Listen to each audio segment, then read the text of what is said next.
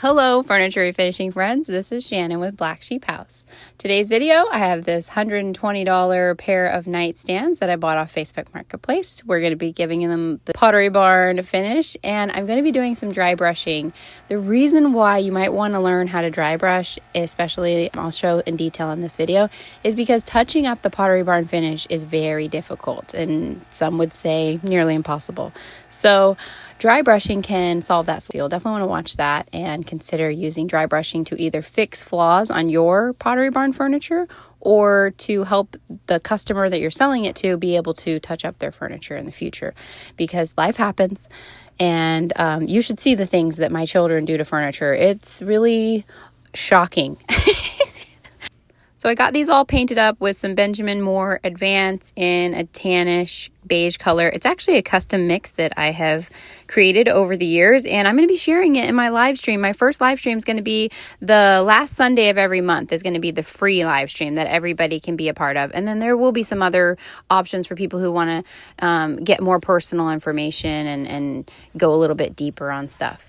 Then I went in with some Rustoleum decorative glaze, and this is the Amy Howard paintbrush that I'm using. I'll try and link it. They sent me some stuff. I had a lot of fun trying out their stuff, but this brush was by far my favorite item that they sent me. And so I've been using this brush a ton, and I've actually been trying to find, I'm going to talk about that in the live stream as well, like all the different, I guess, darkness to lightness that you can achieve with the Pottery barn finish. And really it all boils down to like three things: your brush, the consistency of the glaze, what additives you may choose to put in the glaze. And like I said, I'm going to be going over a bunch of that stuff in the live stream last Sunday of the month. You're not going to want to miss that or catch the replay. I like using a smaller brush on smaller pieces because you can get into the little nooks and crannies. And this is an area where I feel like a lot of people struggle, where you have boards that are going lots of different directions. The piece of wood, just imagine which direction, and in this piece it was wood and you could see which direction the wood grain was going, and so I'm just going to mimic that pattern. And you can do it all in one session here. You don't need to tape anything off. I'm just doing, with this brush it makes it a little bit easier. Or if you can find a similar smaller brush, what you're going for is a brush that feels like a makeup brush. It feels fluffy when you touch it. If it feels too bristly, it is going to be very streaky, your finish. So go for something that feels really soft, like you could dab it on your face and it would feel like a makeup brush. That's what you're going for. So whatever they have around your area. And then going in with the broom. Today I'm using the Dollar Tree broom that many influencers have made famous for the Pottery barn finish. It's been working good. I don't like that it like splays out on the edges, and you can see there's like some crazy pieces that are sort of flying out. And so I a lot of times will like wrap my hand around it, the actual bristles, to hold them in when I'm trying to get the straighter design.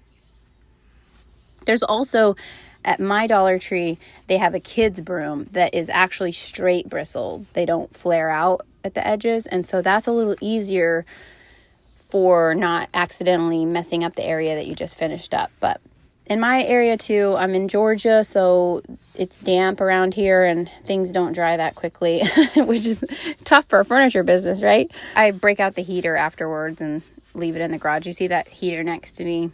That's the one I use, and I just leave it for a couple hours running, pointed right at my furniture piece.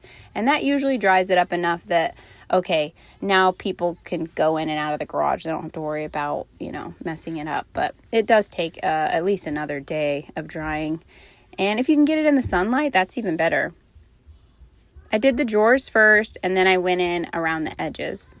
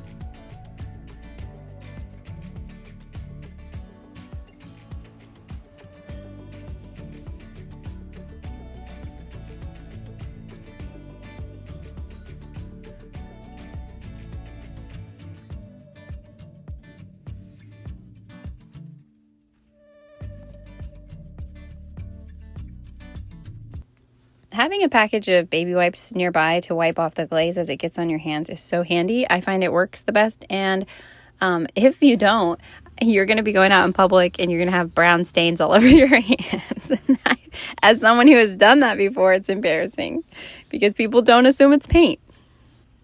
All right, it's been a few days and these are dry. And here is my dry brushing station. I have a piece of wax paper, 3 different paint colors. These don't matter as much. I switch these up frequently. You just want something that's a gray, something that's a tan, and something that's more beige.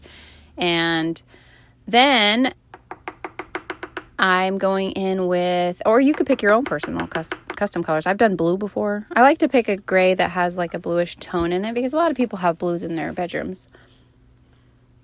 The great thing about dry brushing, like I mentioned earlier in the video, is that it enables you to touch up the Pottery Barn finish, to hide flaws that you may have in your finish after you're done and after it's dry and you can't really fix it and you don't want to start over in that section. If you have a huge flaw, that's another story. But a lot of times it's just one little area that looks a little funny, or, a kid touched it with their fingertips and smudged it and that kind of thing. And you can hide a lot with dry brushing. It does make the piece look more rustic, I guess, based on especially if it's shaped more rustic, the piece of furniture itself. But I really like dry brushing, so it's a personal preference. Here's my chip brush. I cut the tip to make it more jagged, and then here's my chamois. Am I saying it right now? I think I am. My chamois. Shani likes to use the chamois. Chamois is the only cloth that I will dust off my dressers with now for the final wipe down. Instead of using tack cloths, I use the chamois now because it doesn't shed and it gets rid of all of the debris.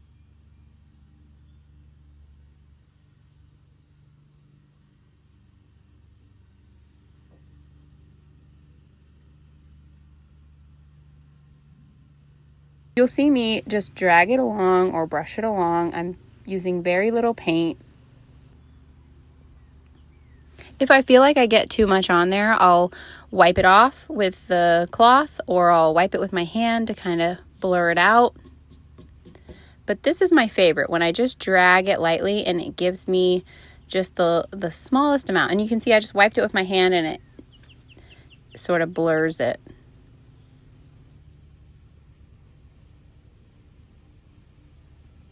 It should look just like this, or this is how I like to do it at least. It does accentuate any marks that are in the furniture, this being factory marks. So like I said, here's a flaw, right? You can see where I just must have done something kind of funky in that corner, and dry brushing saves the day. It really, look, it just disappears. So that is very helpful. And a little goes a long way, right? You can see I just got a little bit too much on there. Kind of wipe it away with my finger. If you've really gotten too much on there, you might want to just wipe it with the cloth and start fresh. You can go super slow or fast. Just kind of find out what works for you and what's working with the amount of paint that's on there.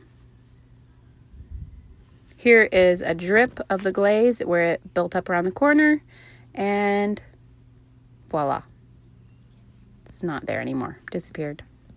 Like magic. Something I learned a long time ago when I used to teach dance is that great dancers, it's not that they don't make mistakes, it's that you don't see them. And I think that's the same for great furniture refinishers. It's not that we don't make mistakes, it's just that we're really good at hiding them and playing it off cool. So something like this is a little bit more forgiving, and honestly, they sell just as fast for me when they're dry brushed. I think they have more dimension and they bring out the colors in a room more. So I really like dry brushing with these colors, but you can play around and do some different colors. Maybe there's something that looks a little bit more modern.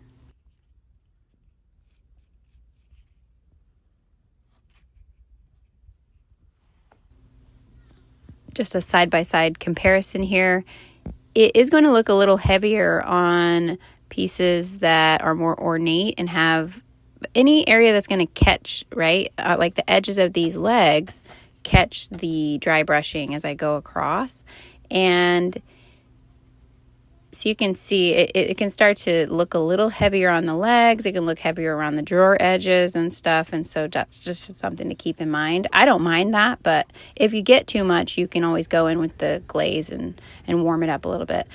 I didn't film the top coating process for this project, but this is what I used. The Minwax Oil Modified Polyurethane. I've been buying it from Walmart. It's about $50, and I really like it. It has a yellow tint to it, so you don't want to use it on white furniture, but on the Pottery Barn finish, it's great. And then Brad came in, helped me install some hardware. Here was the before, a lot of potential, and here is the after. I'm so pleased with these. They sold very quickly and to a viewer of the channel, so thank you so much, Donna, for coming out and picking these up. I hope you enjoy them for many years to come. Thanks, guys, for watching. Catch us on the live stream. I'll see you next time. Bye.